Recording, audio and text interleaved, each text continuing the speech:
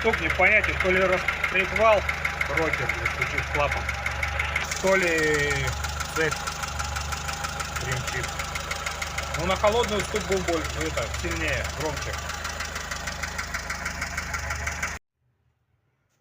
Ну вот, снял шестерню, установил сперва по меткам, тут маленько недоход до метки, значит маленько изношенные шестерни и цепочка.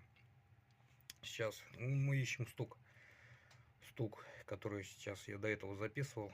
Сейчас посмотрим, вот и снимал еще сам. Эх, тут, блин, вечно вот это вот мешает вытащить.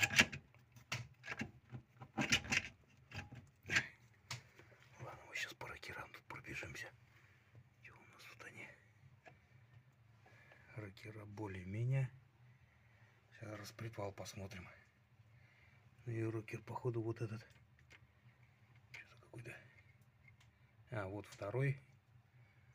Съеденный. Не совсем. Но наполовину. Сейчас вот еще распредвал посмотрим. Вот так теперь сейчас работает двигатель. Сейчас вот только что завел холодный. Еще вон воздухан не ставил.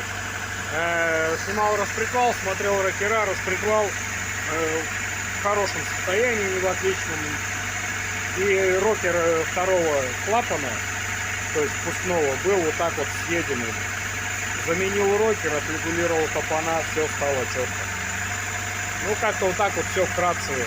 Все, перестал теперь стучать. Движок, все отлично. Всем спасибо, кто смотрит. Всем до свидания, всем пока. Подписывайтесь на мой канал.